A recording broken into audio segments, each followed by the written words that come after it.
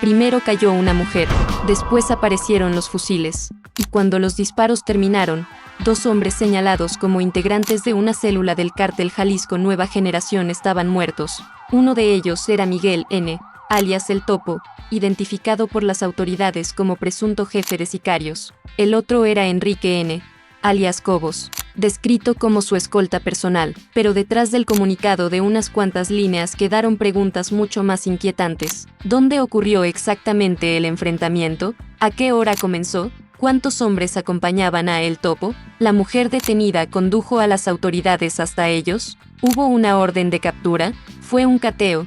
¿Una vigilancia o una emboscada frustrada? ¿Alguien escapó? Nada de eso fue revelado. Lo que sí se sabe es que fuerzas estatales y federales se movieron contra una presunta célula criminal en Manzanillo, que hubo 2 intervenciones, que en la primera detuvieron a Janet N. y aseguraron armas, cargadores abastecidos y droga, y que en la segunda los agentes fueron recibidos con disparos. La autoridad afirma que respondió a la agresión. Al final quedaron 2 armas largas, cartuchos y casquillos sobre la escena. Esta es la reconstrucción de las horas en las que una operación silenciosa terminó rompiendo el equilibrio de una célula armada en uno de los puntos más sensibles del Pacífico mexicano, antes de que aparecieran las patrullas, antes de que se cerraran las calles y antes de que los peritos comenzaran a marcar los casquillos.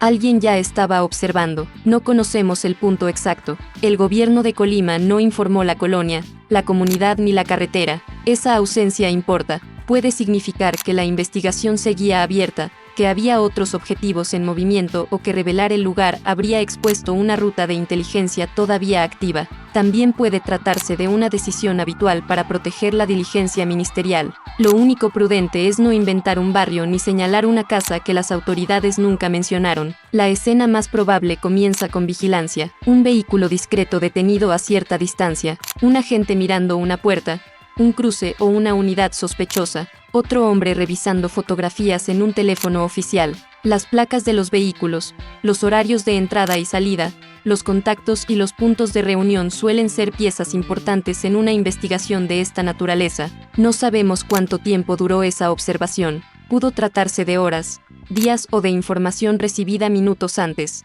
Tampoco se informó si existía una denuncia, una carpeta de investigación previa o una orden judicial. En algún lugar de Manzanillo, Janet N. avanzaba sin saber, o quizás sospechando, que su entorno estaba bajo vigilancia. La autoridad la presenta como presunta integrante de la célula, pero no ha explicado qué función le atribuye. No sabemos si era enlace, acompañante, administradora, transportista, encargada de un inmueble o simplemente una persona presente en el sitio intervenido. No se ha hecho pública una acusación detallada. Tampoco se conoce si tenía antecedentes, orden de aprehensión o investigación previa. Por eso, cualquier intento de convertirla en la operadora financiera, la novia del jefe, la informante o la encargada de las armas sería inventar. Lo confirmado es más seco y al mismo tiempo más contundente. Fue detenida y en esa primera acción se aseguraron armamento, cargadores abastecidos y posibles drogas. En la perspectiva de los agentes, el momento de actuar probablemente se redujo a segundos. Una señal por radio, un vehículo que bloquea una salida, puertas que se abren casi al mismo tiempo, elementos que descienden, toman posiciones y ordenan a las personas mantener las manos visibles.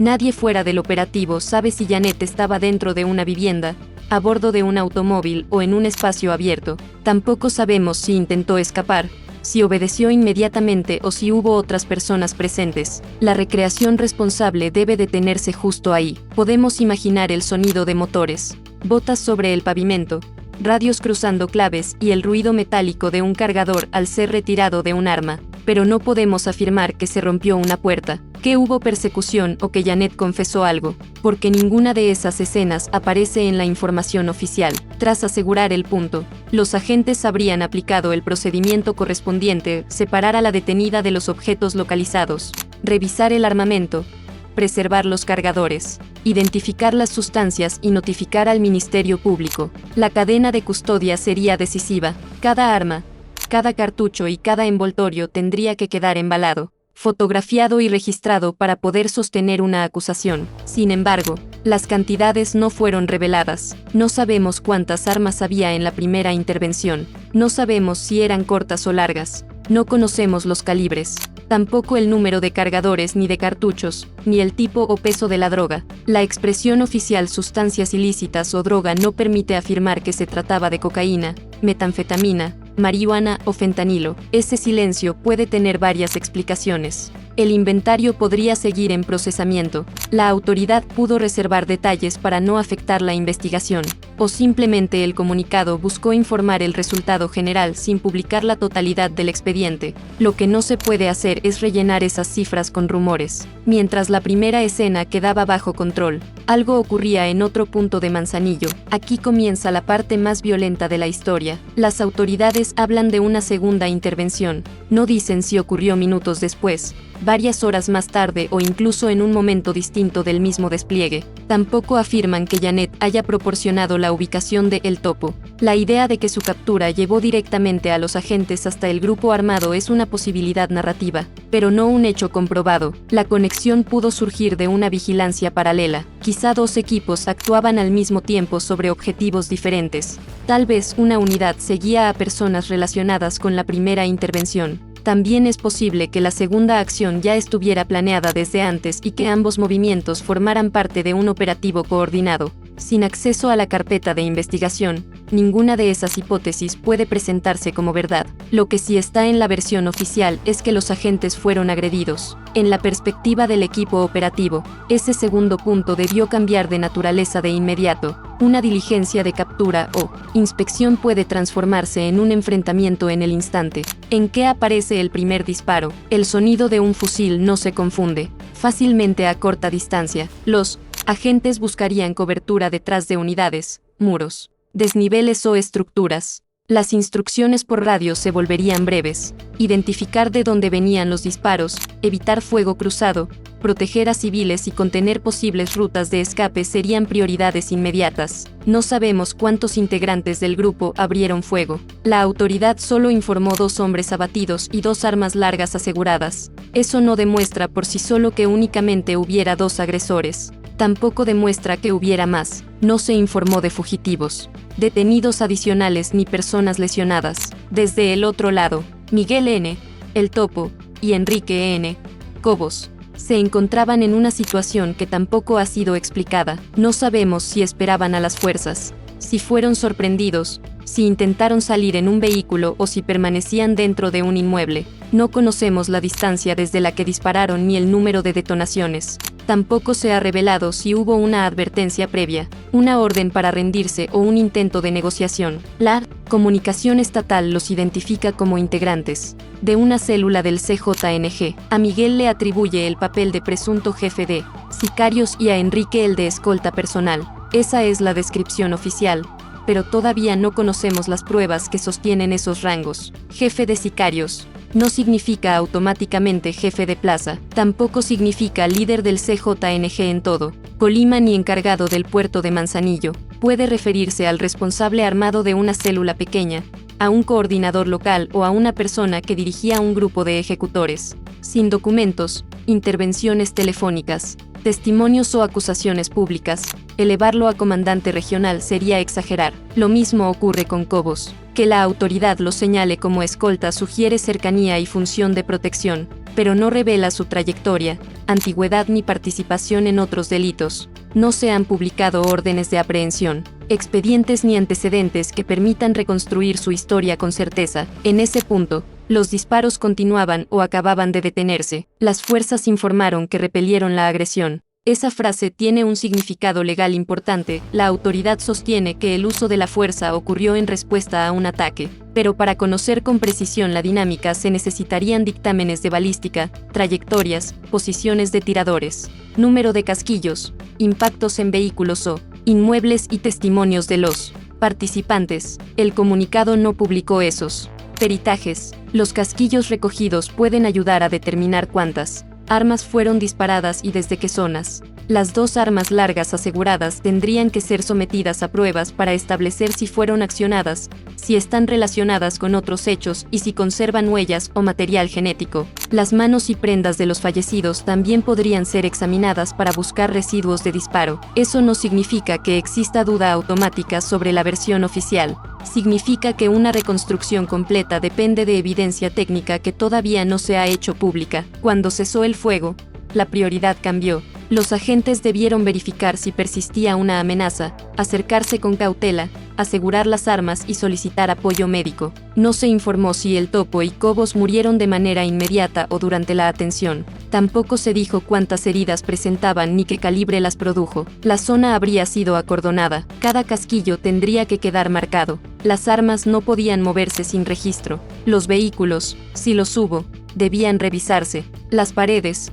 puertas o superficies con impactos podían revelar la dirección del fuego. Los investigadores buscarían teléfonos, radios, identificaciones, documentos, llaves, drogas o cualquier elemento que conectara el segundo punto con la detenida y con otros miembros de la organización. Pero el comunicado únicamente menciona 2 armas largas, cartuchos y casquillos. No habla de teléfonos ni radios. No menciona vehículos. No informa sobre chalecos, granadas, placas balísticas o ponchallantas. Tampoco dice que se hayan localizado listas, dinero o documentación. Eso obliga a mantener el relato dentro de límites claros. La imagen pública de una célula fuertemente equipada puede parecer lógica por la presencia de fusiles, pero no debe adornarse con equipo que jamás fue reportado. Desde la perspectiva de los vecinos, la operación pudo haber sido mucho más confusa. Una calle cerrada, sirenas a distancia, helicópteros, si los hubo, aunque no están confirmados. Mensajes por grupos vecinales preguntando qué había ocurrido, personas alejándose de ventanas, comercios bajando cortinas, conductores buscando otra ruta, pero hasta ahora no han aparecido testimonios públicos suficientemente sólidos que permitan afirmar cómo reaccionó la población o cuánto duró la movilización. En una ciudad portuaria como Manzanillo, cualquier despliegue de fuerzas federales genera preguntas inmediatas. El puerto y las carreteras que conectan la costa con el interior convierten al municipio en un punto estratégico para el comercio legal y también en un territorio de interés para organizaciones criminales. Sin embargo, este operativo no puede utilizarse para afirmar que el Topo controlaba el puerto, las aduanas o el movimiento de cargamentos. Nada de eso fue informado. Lo que la autoridad sí quiso comunicar fue la desarticulación parcial de una célula, una persona detenida, 2 presuntos integrantes abatidos, armas y drogas fuera de circulación, participación coordinada de instituciones estatales y federales. Esa coordinación también merece atención. En la operación participaron la Secretaría de Seguridad Pública de Colima, la Secretaría de Marina, la Fiscalía General de la República y la Fiscalía General del Estado. Cuando varias instituciones intervienen, normalmente existen tareas diferenciadas: inteligencia, seguridad perimetral, ejecución operativa, investigación ministerial y procesamiento de indicios. No sabemos quién dirigió cada fase, tampoco si la Marina aportó inteligencia, personal táctico o vigilancia. La presencia de la FGR puede relacionarse con delitos federales, especialmente armas de uso exclusivo o delincuencia organizada, pero la autoridad no informó bajo qué carpeta ni qué fiscalía especializada quedó el caso. La situación jurídica de Janet N. dependerá de lo que pueda acreditarse. Ser detenida en un operativo no equivale a una sentencia. El Ministerio Público tendría que establecer qué objetos estaban bajo su control, qué vínculo tenía con el inmueble o vehículo intervenido y qué delitos concretos se le imputan. La defensa podría cuestionar la legalidad de la detención, la cadena de custodia o la posesión efectiva de las armas y drogas. Si la FGR atrae el expediente, podrían investigarse delitos federales. Si predominan conductas del fuero común, la Fiscalía Estatal mantendría una parte del proceso. También podrían abrirse líneas por asociación delictuosa, portación de armas, delitos contra la salud o participación en otros hechos. Nada de eso está confirmado públicamente todavía. En cuanto a El Topo, su muerte abre otra investigación obligatoria. Cada fallecimiento durante una intervención policial debe documentarse. La autoridad tendría que integrar la evidencia del ataque, el uso de la fuerza y la actuación de los agentes. Los cuerpos serían identificados legalmente y entregados a familiares después de las diligencias correspondientes. El hecho de que la comunicación use Miguel N. y Enrique N. indica que sus apellidos completos fueron reservados. No significa que las autoridades desconozcan sus identidades. Es una práctica habitual mientras se mantienen datos personales protegidos o continúa la investigación.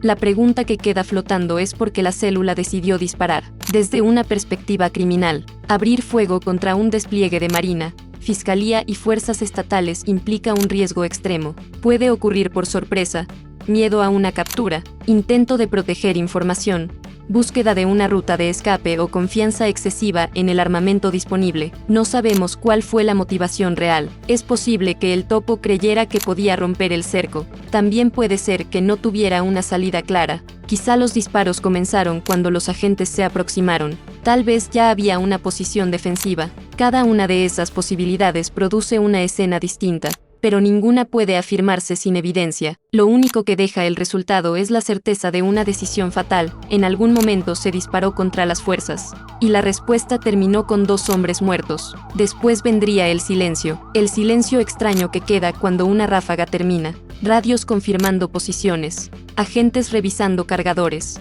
personal médico acercándose cuando la zona ya estaba asegurada, peritos colocando números junto a los casquillos, fotógrafos registrando armas antes de moverlas, funcionarios informando a sus superiores. A cierta distancia, la primera detenida probablemente ya estaba bajo custodia y aislada. ¿Sabía Janet lo que acababa de ocurrir? ¿Tenía comunicación con el topo? ¿Estaban las 2 intervenciones conectadas por teléfonos, ubicaciones o vehículos? ¿Conocía los planes del grupo? Son preguntas naturales, pero no hay respuestas públicas. La investigación de sus dispositivos, si fueron asegurados, podría ser decisiva. Sin embargo, el comunicado no confirmó teléfonos en la primera intervención. Tampoco informó de mensajes, llamadas o conversaciones. No puede afirmarse, por tanto, que Janet entregó al grupo. Ese tipo de frase puede elevar el dramatismo, pero también puede colocarla en riesgo y distorsionar un expediente que todavía no conocemos. La forma más sólida de contar la conexión es esta.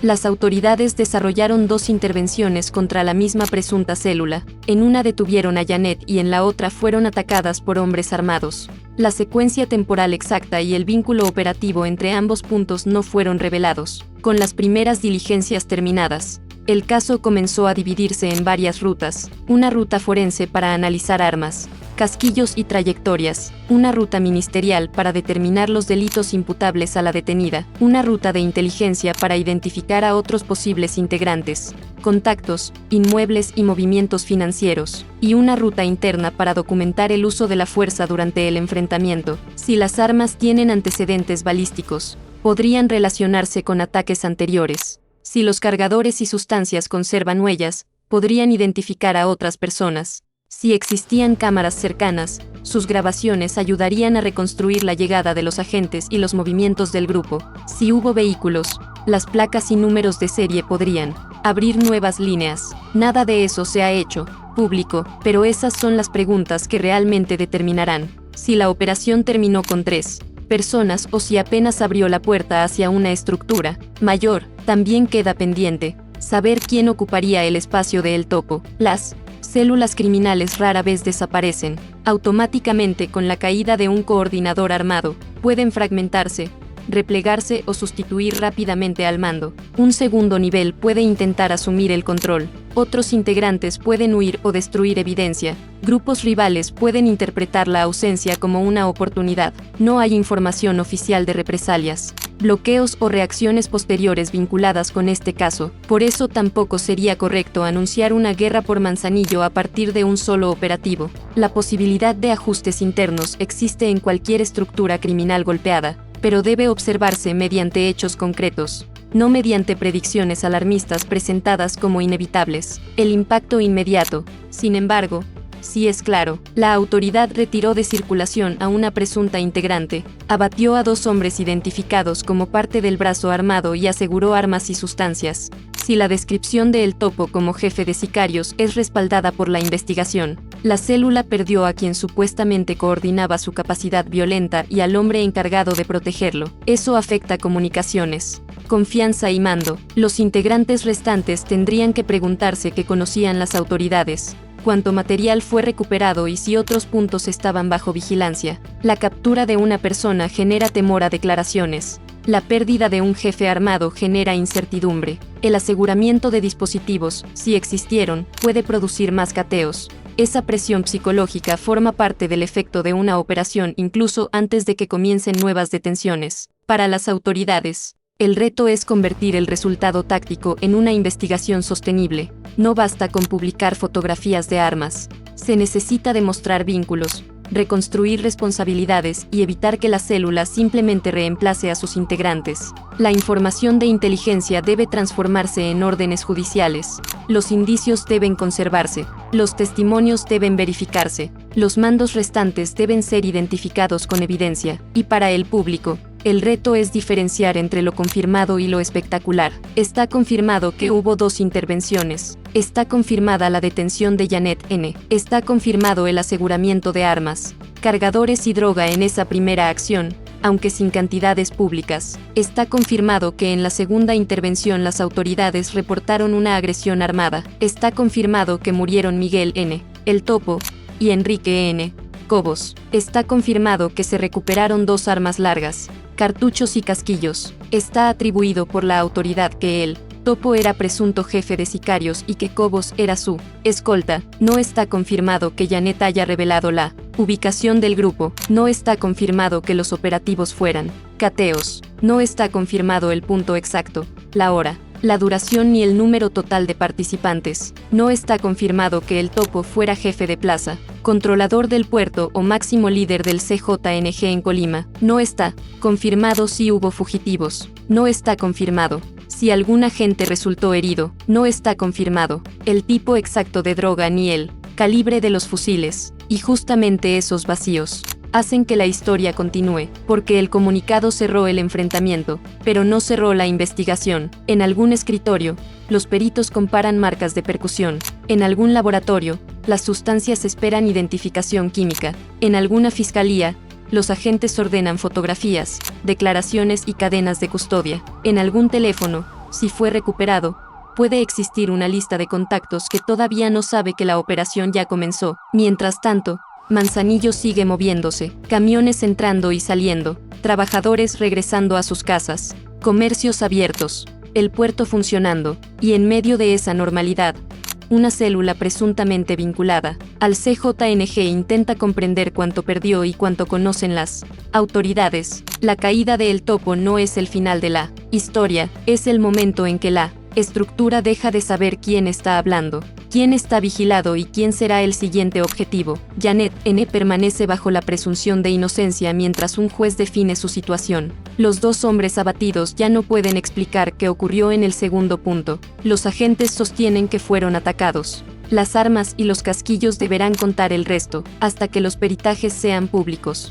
La escena completa seguirá encerrada entre 2 versiones, la brevedad del comunicado y el silencio de quienes estuvieron ahí. Pero algo sí quedó demostrado aquella jornada: las autoridades no llegaron a Manzanillo por casualidad. Había una célula bajo seguimiento, había armas listas, había una operación coordinada, y cuando el grupo respondió con fuego, el despliegue no retrocedió. Primero fue una captura, después un enfrentamiento, al final, una mujer quedó detenida, 2 hombres señalados como parte del brazo armado quedaron abatidos y una organización criminal perdió a quien las autoridades describían como su presunto jefe de sicarios en esa célula. Ahora la verdadera pregunta no es únicamente ¿cómo cayó el Topo? La verdadera pregunta es ¿qué encontraron las autoridades antes de llegar a él? ¿Qué recuperaron después de los disparos y cuántas puertas puede abrir la información que todavía permanece bajo reserva? Porque en operaciones como esta, lo más importante no siempre es lo que queda frente a las cámaras. A veces,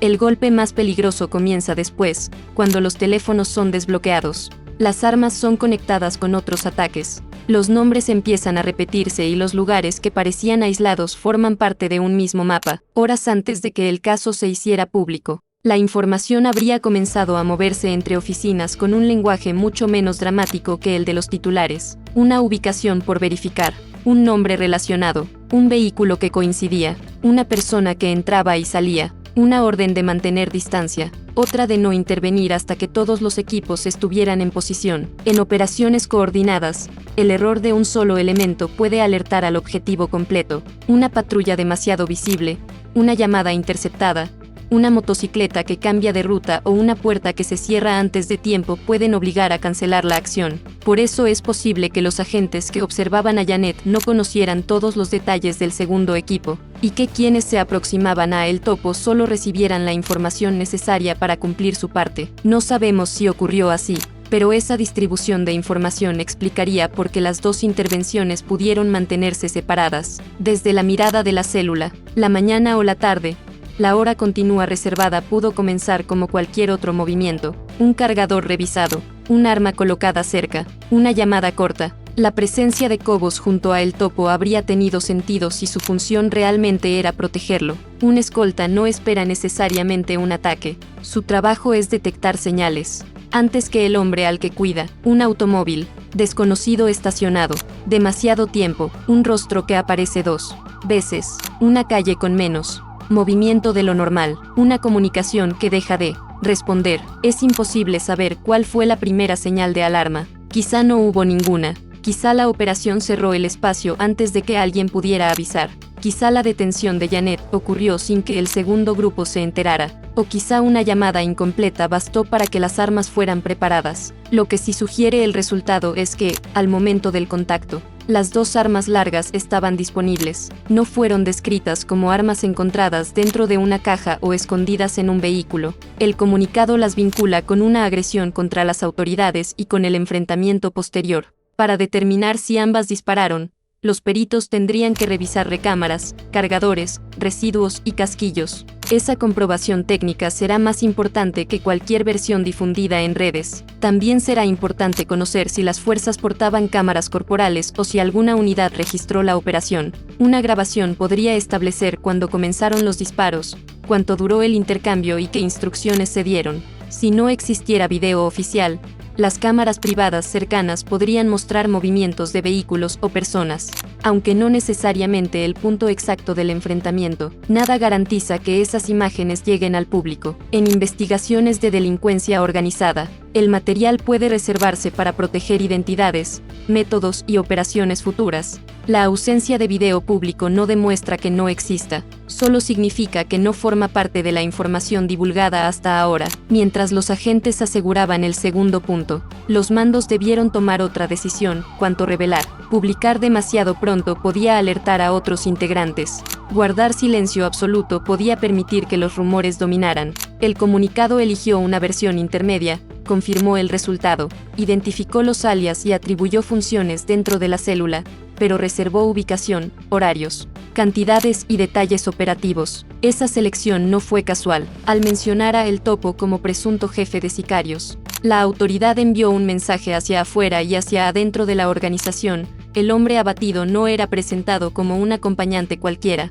Al identificar a Cobos como escolta, también marcó la cercanía entre ambos. Y al mencionar a Janet dentro del mismo operativo, dejó claro que la investigación no terminaba en los fallecidos. Para quienes permanecieran dentro de la célula, el comunicado podía generar más preguntas que respuestas. ¿La policía conocía los domicilios? ¿Había intervenido comunicaciones? ¿Quién había sido observado? ¿Qué había dicho Janet durante su traslado? ¿Las armas estaban registradas en otras carpetas? ¿Existían más equipos desplegados esa misma noche? La incertidumbre puede desorganizar tanto como una captura. Obliga a cambiar teléfonos, abandonar inmuebles, mover vehículos y suspender reuniones. Cada movimiento apresurado, a su vez, puede producir nuevos errores y nuevas pistas. Esa es la parte invisible del operativo. La balacera termina cuando cesan los disparos. La presión sobre la estructura comienza cuando nadie sabe hasta dónde llegó la inteligencia. Manzanillo vio el final de un enfrentamiento. La investigación apenas está comenzando.